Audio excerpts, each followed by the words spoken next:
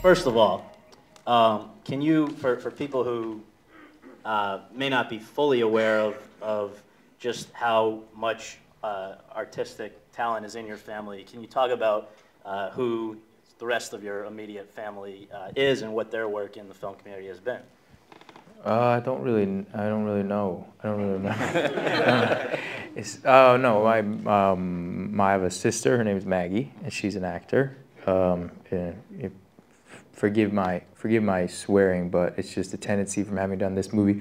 And I just came off stage where my character swears all the time, so I just swear. But she's really fucking talented. And then, yeah. And then I have a brother-in-law. He's an actor, Peter Sarsgaard. And then I have a father. And he's a director.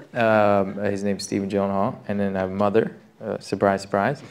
And her name is Naomi Foner, and she's a writer-director. And so that's within the immediate family. I have a niece who is hopefully maybe not going to be an actor, but she seems like she might be headed that way in personality. And another one that will probably be a rocket scientist.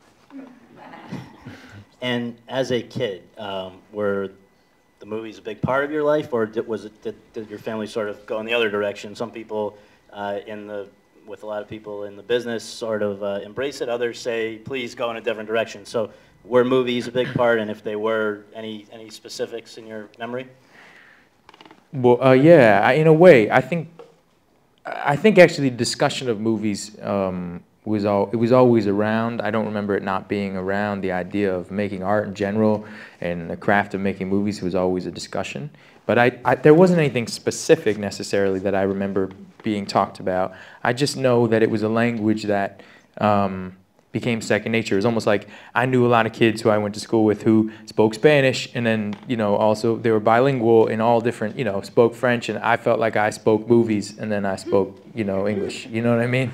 So that's sort of my comparison in a way. I don't necessarily, there wasn't anything necessarily specific except that it was constantly about story in different stories, just like children's books when you were a kid. It was the same thing, and it was like that, and then it evolved. And I always like to think, as my mom used to tell me, that the best movies are best stories. You could go back to the children's book or the children's section, and a great movie sort of feels like that, has all the same heart, and it is simple, but it is full of complexity, and that's the hardest thing to do. So in a way, that's what I was taught, and that's what I try and get to every time, and sometimes succeed, most of the time not.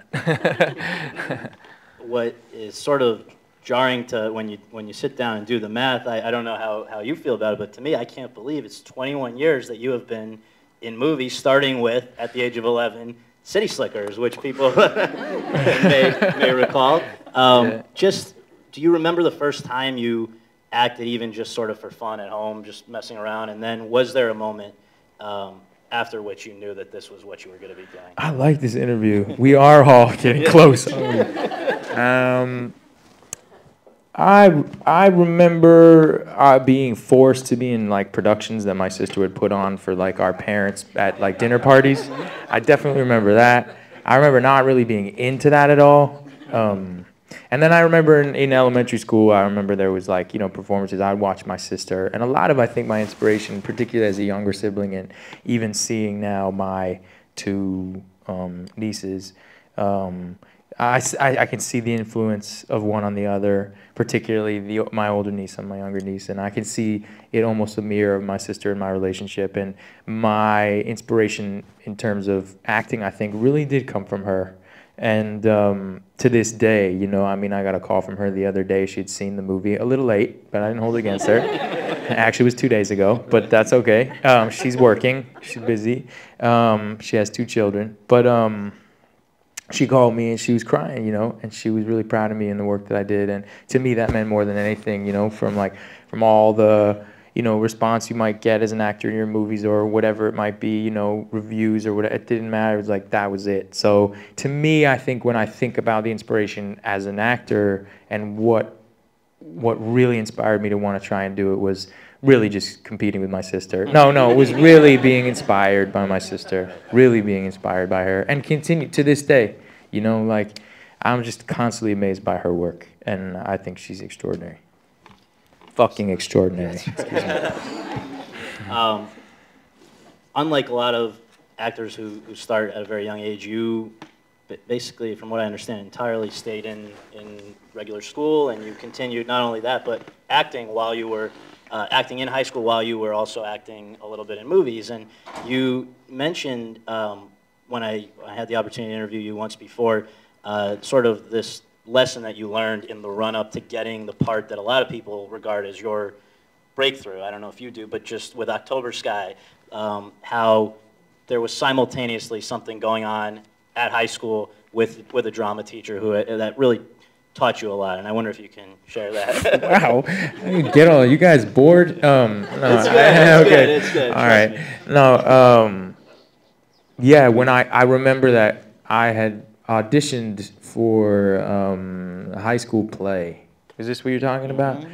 I auditioned for a high school play when I was in my senior year, right? And I had really gotten to a place where at that time I'd been in a lot of the plays when I had, all the way through junior high school and high school, and I got a little cocky, I think, and I went into my audition for my senior year play thinking I was going to get a really good part. So I had an audition the same day, a professional audition that same day, and my high school drama teacher, I walked in and I was like kind of doing like whatever, and I remember I didn't really remember all my lines, and I came in and I read the lines. I was like, all right, cool. Do you know how to get to, like, and I asked him for directions to my next audition essentially because I thought he was like, and I went to the audition and then I came back and I remember the next day there was on the board, it came, and I wasn't cast.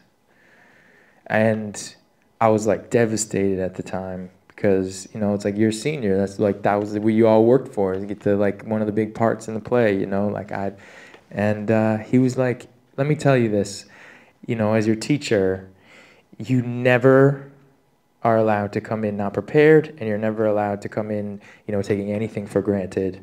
And that's your lesson in this one, And I was like, and then ironically, I was cast in October Sky a few months later, and I came in an audition. It was Tevye, which I would be perfect for right now, in Fiddler on the Roof, and he cast me as the lead, and I couldn't do it because I went to go do October Sky. So that was an interesting thing. But to this day, I remember him coming to the set of October Sky, my acting coach, my acting teacher, my drama teacher, and he said he saw me hang up my clothes, at the end of the day. Everyone finishes the day and throws their costume and gets out, and I hung up. He's like, if you ever stop doing that, I swear I'll come and I will beat you up, And he was like, that's what and I think that mentality is hopefully gone through to this day. I did hang up my clothes when I left stage today. As turns out, I did actually put them on hangers. After 2 shows today, so it's, first of all, I guess we should note that, the fact that it's nice that you did this at all, so really appreciate that. Please, come on now. But I guess the next step would be you went off to college for, I guess, 2 years. It feels like Inside the Actors I'm Studio. telling you, we're going for the younger demographic. You should have my facial hair, and then we'd be fine. What is your favorite curse word? No, so you go off, and then after 2 years, you just come back. And I wonder, and what you came back for were this sort of string of roles that I think you had called sort of teenager in transition roles. And that included certainly, I think, the most cult favorite now at this point is Donnie Darko, right? Mm. But,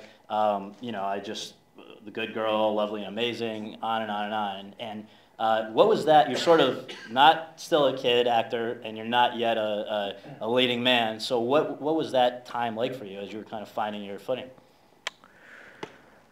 It was probably, in a way, it was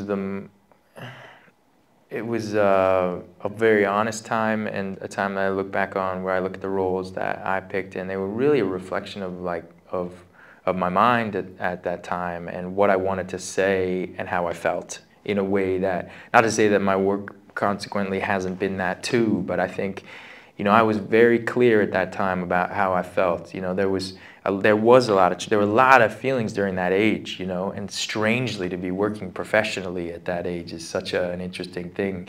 Some might say a dangerous thing. and yet what happened was I was taught, one of the things I was taught by my parents was always, you know, try and find things that you can actually express yourself in. And as an actor, obviously, in terms of like, you know, what we do, and you know, you're lucky to get work, and when you get it, you do it, and sometimes it fits you, and sometimes it doesn't, you know, and you have to figure out a way to make it fit you, you know. But for some reason, in that period of time, it really fit my mindset, and it was fate.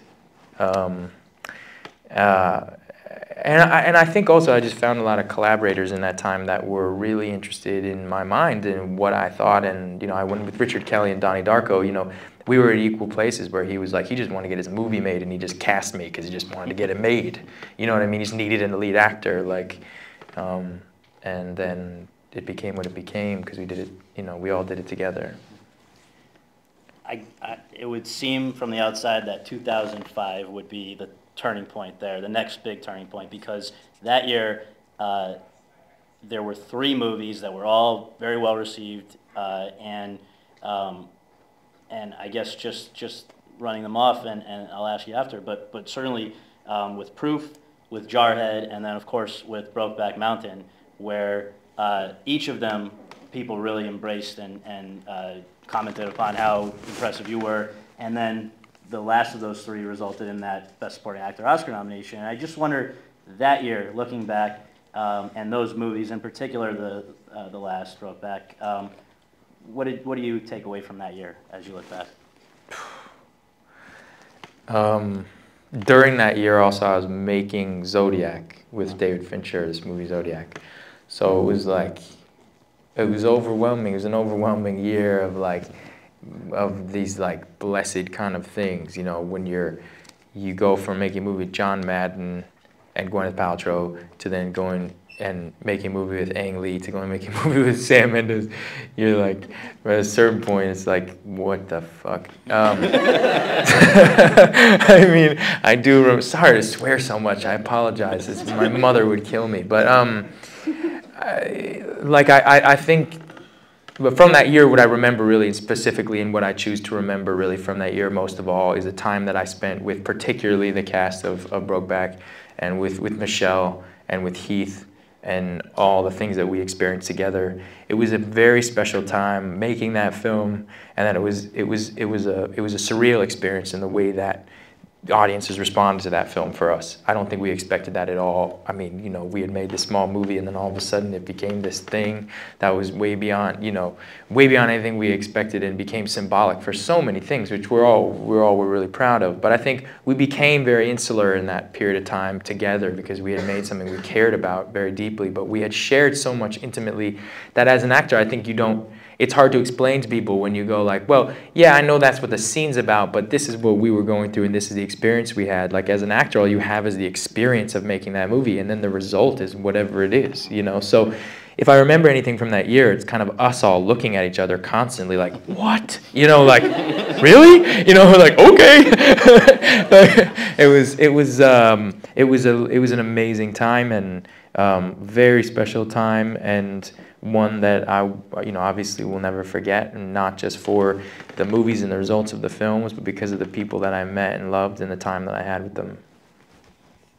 Last pre-end of watch question is just about the 7 years between then and now, and the sort of growth that you have experienced just in your life and your career over that time period, where you have become sort of a go-to guy. Somebody wants to make a quality movie, a movie that's going to make money. There are very few people that can do both things, and you have been a part of many of those movies over the last few years. And you know, again, just to jar people's memories here, if they're blanking on some of these, again, Zodiac, then Rendition, Brothers, Prince of Persia, Source Code, and then I know that one that was very near and dear to you was Love and Other Drugs, back again with Anne Hathaway after Brokeback. So I just, you know, that evolution into a go-to guy? What and the pressures that come with that, you know, good and bad.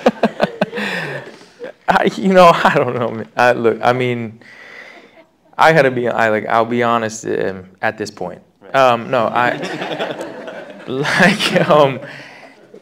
really, like, my thing at this point in my life is to be a working actor, to have consistent work, to be able to be a part of stories that at least I can say I'm partially proud of, or get a little big piece of something I'm proud of in. To me, it's like, I just, I can't tell you, like, what a privilege it is to be up on stage every night, to know that, like, 450 people fill the seats of a theater every night to come see 4 people work up on stage, and I happen to be one of them. And, like, to me, that's kind of like, I mean, being as I quote you, a go-to guy. I don't know. It's not like, what I want to do is tell stories. You know what I mean? That's it. And it feels like a privilege when I'm able to. This movie that I made here, took so much of our time in our lives to make, and so much devotion, And I have no intention of doing work here on out that doesn't take a certain type, that same type of devotion and that same type of care. And it's taken me a long time to learn. And I've always respected the craft, but I feel like now particularly, I respect it in a different way. I respect what actors do. I never knew, I think maybe my sister did because she was older. And I just wanted to be as good as her. But at this point, that's how I feel. I think it's a privilege. It's a blessing, I look at the cops that I spent 5 months on the streets with. You said to me, you must be tired doing 2 shows or whatever, and the guy was like, that's not tired. You know what I mean? It's just what an actor does ultimately is, at the same time as it's absurd, it's also incredibly important. And to me, I try and balance those things at the same time, in recognizing how absurd it is what we do, and at the same time knowing that it is important and giving my life to it. It's my livelihood. I take it incredibly seriously. It's what I want to give to a director on a film set and on the stage, everything that they need to make to fulfill the vision that they want to fulfill. And if I have done that, or even gone beyond that, then I have been successful. And so that's where I am. Yep.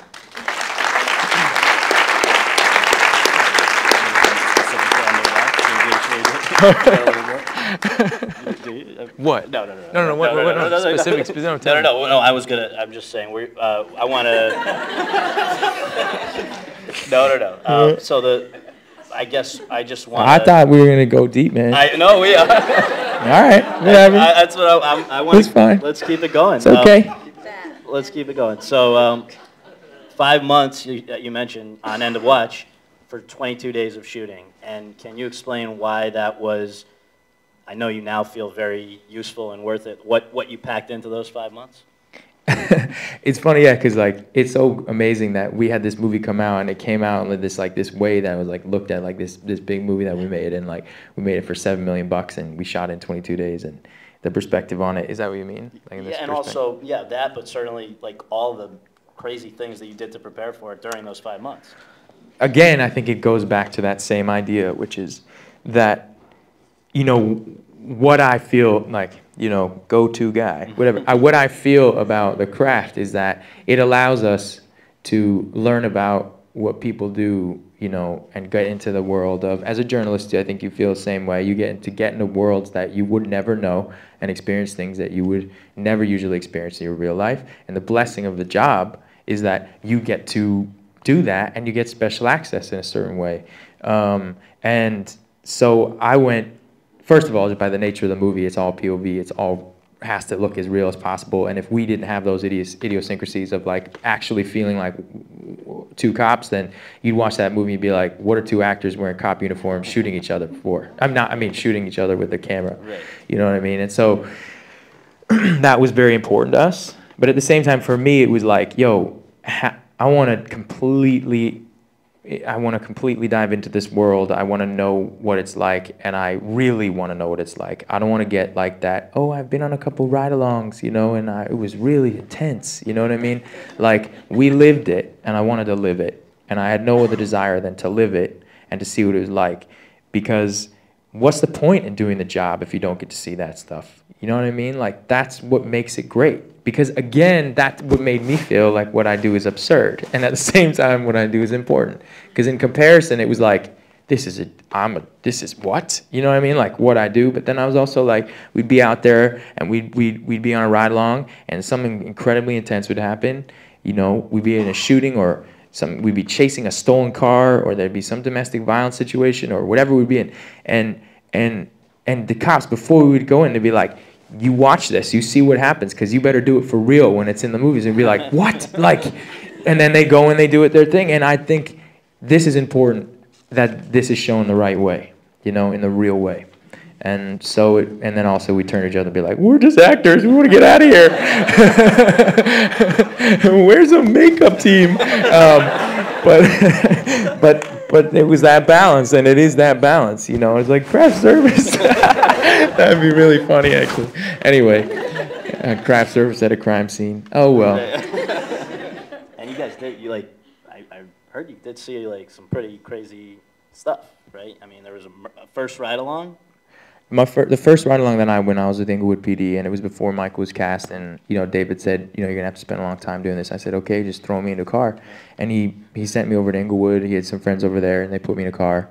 And I was there for like 8 hours. And by the end of the night, I was like, it was nighttime. Like we had seen a couple things, like some like one potential like what looked like a robbery at one point, and then it wasn't. And so it was started to rain, and I was like, maybe I should go home. You know, I don't know. Like, yeah, they're like probably you know. And like the moment I said that, they get this code 3 call, which is the highest priority call in the LAPD.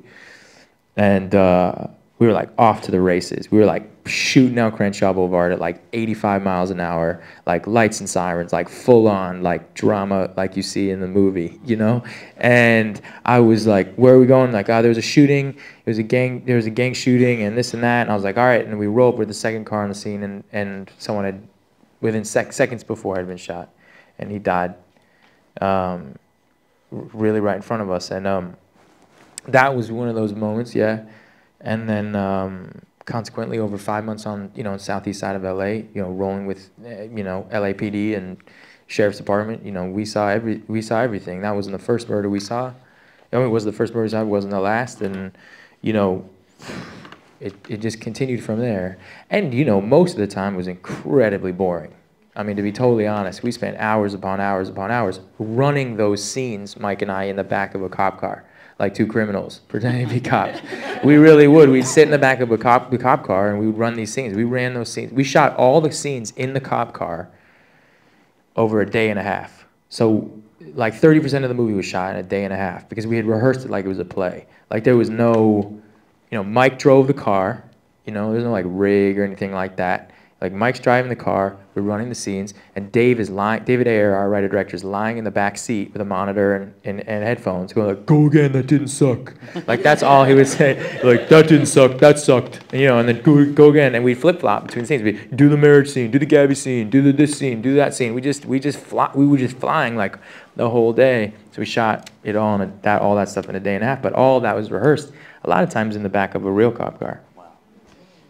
The last thing for me, and then we'll take some audience questions, but I just have to ask you, you mentioned Michael, or Mike, your co-star. Who?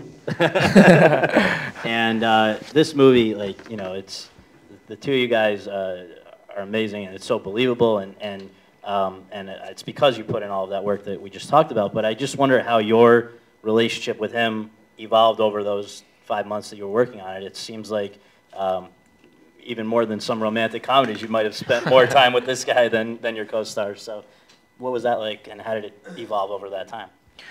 Well, it was like an arranged marriage, you know what I mean? It was like David Ayer put us together. He's like, no, you guys be best friends. And we're like, whoa, who the fuck are you? You know, and I think that was really what it felt like. It was like, okay, you guys are gonna be playing best friends, like be best friends, go, you know?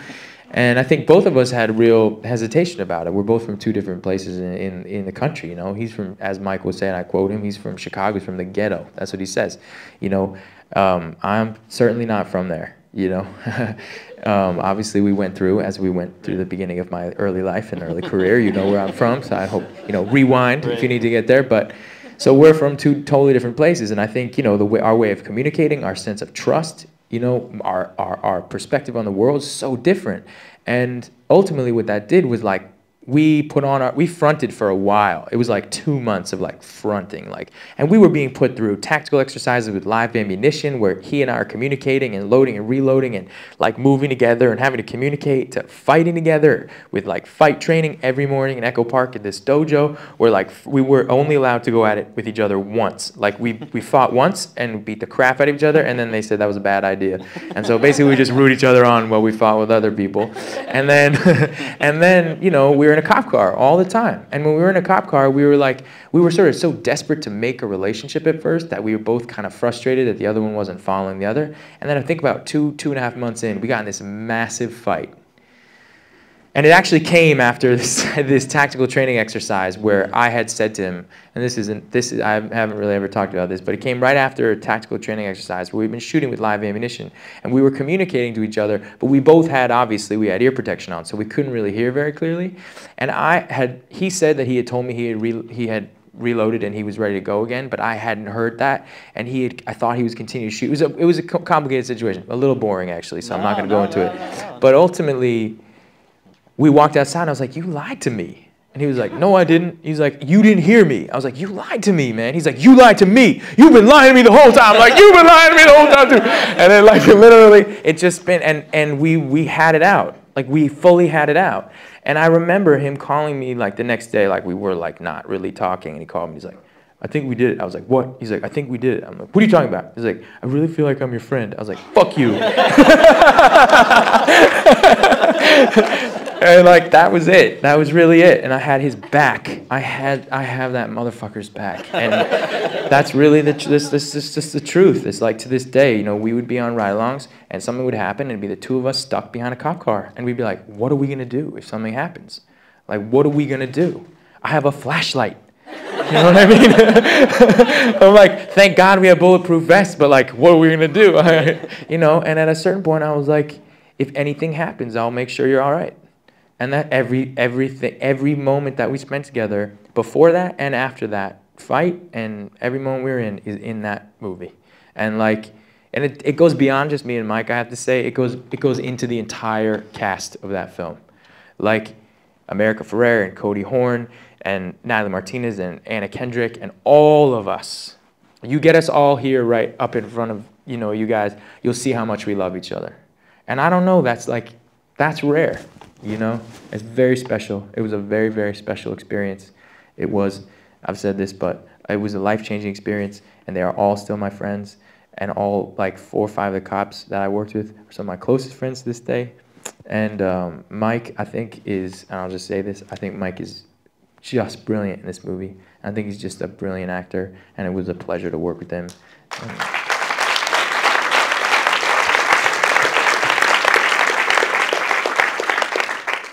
So we'll only hold you hostage for a few more minutes, but I want to... I feel like I'm holding you guys hostage. No, this has been great. It's really been great. And I guess let's just offer some other people a chance to ask some questions. Just if you put your hand up, we'll repeat it so that it's picked up by the video. Yeah. Oh, sir, yes. How you doing? Hey. First of all, I just want to say great job, man, in the movie. Thank you. It's kind of, you said, you know, first part of the Q&A, you start talking about your family and your career. And 21 years, congratulations. I'm originally from a hip-hop group called Lords of the Underground. Yeah. And I've been in the game for like 22 years. Yeah. January be 22 years. So now I'm producing in television and film independently. So I just wanted to ask you, how do you divide the time of family and the business? So if I'll just quickly yes. condense that. It's gonna go deep, right? No, it's good. It's good. Yeah. The gentleman's question was just, he's also been working in entertainment for about as long as Jake, and what's Jake's secret to, how do you divide work and family? And please go deep. So. First of all, you know, I don't have kids of my own yet, you know, so that's, you know, to me, that I think that makes it a lot easier, you know, a lot. Even just in observing everyone I know who has to work in particularly watching my sister, you know, being a mother and having to sort of balance that world, you know, and also like playing different characters and stuff. That's a whole thing. You know, you come home and you're like in crazy. I mean, sometimes I hold my baby niece and she'll like cry because I have this crazy beard. You know what I mean? And that's just like it's Uncle Jake. You know, and Maggie will be like, it's just Uncle Jake. You know. But on a real note, to me, it's like no matter what. Like, no matter what, my family comes first in every possible scenario. There's not a scenario where it doesn't have to be. If the choice is between work and family, you know, I mean, I feel like you do too, but if the privilege of, you know, I am not working at this point, I'm well off, you know what I mean? So that's my choice. To, you know, to support my family just as a brother, you know, a son. I think that's it, a brother and a son so far. Balancing it to me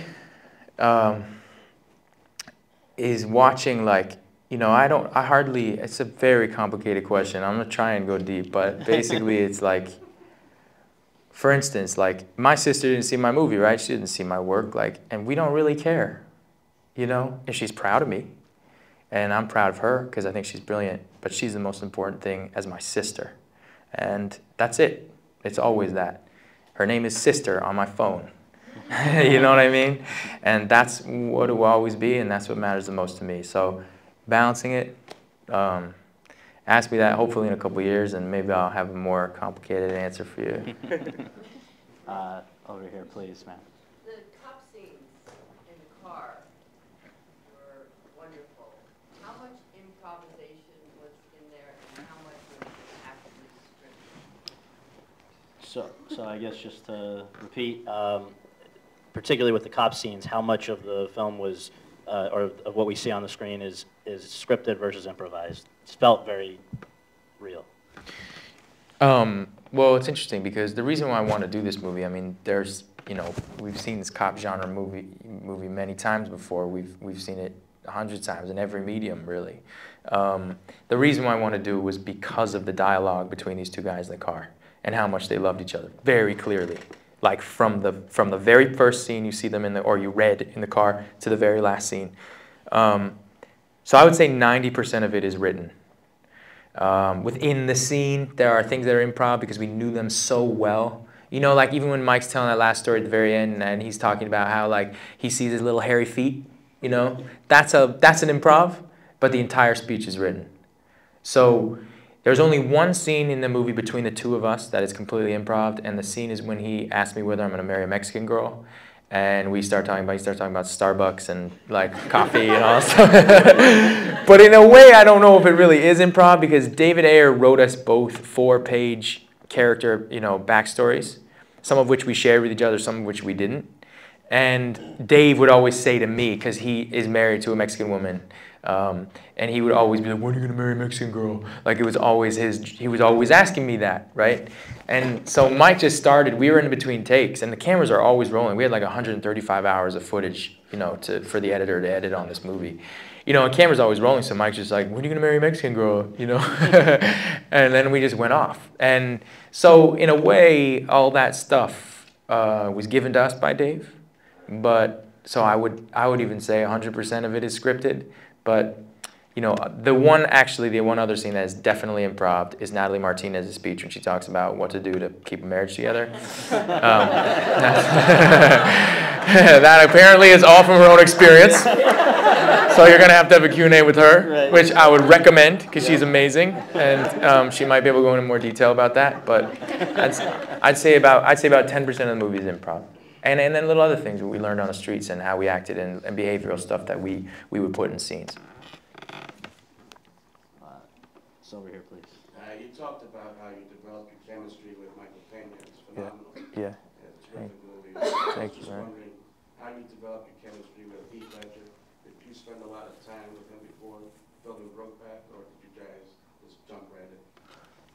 So just during Brokeback Mountain, your chemistry was obviously amazing with Heath Ledger, and a lot of people commented on that. And how did you guys arrive at that?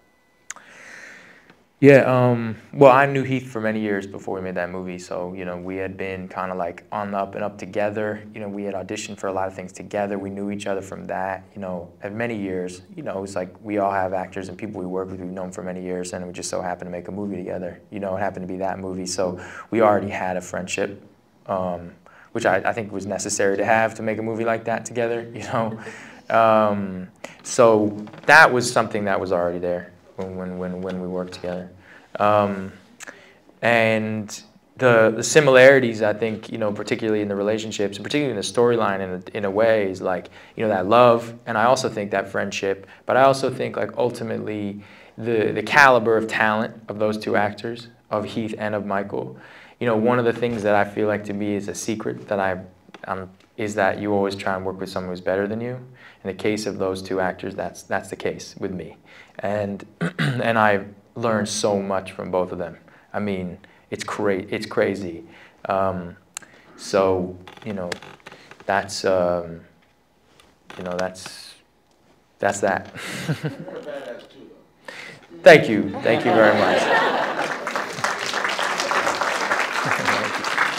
And our last question is going to be... Oh, shit. This is awful. You go. You pick. Oh, man. What? That's fucked up, man. No, all right. I'll do it. I'll be the bad guy. How good? Okay. Go ahead, Candy Crawley. Do it. Yeah, right. She was standing the whole time. Yeah, I know, man. Yes, sir. Yeah, I'm curious about, there was a really authentic feel in terms of you guys feeling like LAPD. Not that I really know what that's like on the LAPD, but it felt authentic. Yeah. And I'm curious about the phenomenon of the like observer changing the observed. Like it would be one thing if, you know, it was me going on a ride along, but it's Jake Gyllenhaal. Right. It's Michael Pena going Right. on a ride along.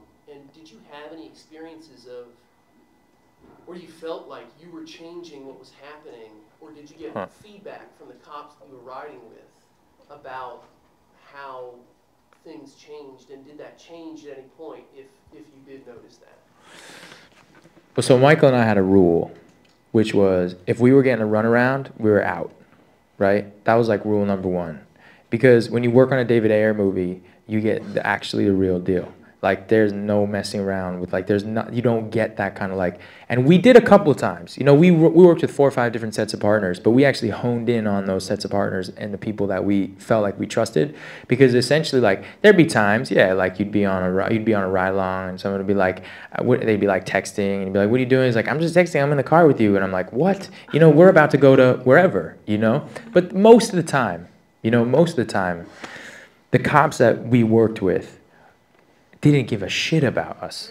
To be totally honest, like when you have to deal with what these police officers deal with, particularly in Newton Division, particularly like in Century and southeast side of LA, like the last thing that you deal with, I mean, sometimes we joke about it, and believe me, there was a lot of joking about stuff and movies I'd made. There's endless humor, by the way, in a cop car.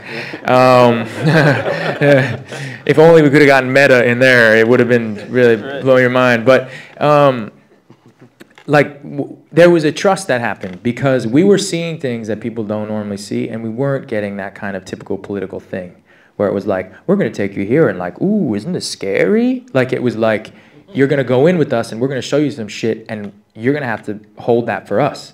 And I'd be like, that's great. Well, then can you hold for us that we're not in your car? You got it. No problem. So we shared that secret, and we shared that time, and we shared that trust, you know? And in that developed something for real. We got to see real things. We got to experience how it really went down, and at the same time, we had that same exchange, you know? So Michael and I, we just always had the rule, was like once we felt like someone was showing off, or we felt like we were showing off, or we felt like we were getting into, we'd have to check in with each other. So there was that, but most of the time also, like, the job is so intense, no one really cares.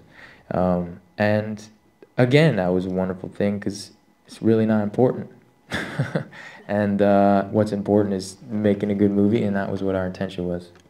Is that okay? Okay. All right. Well, thank you.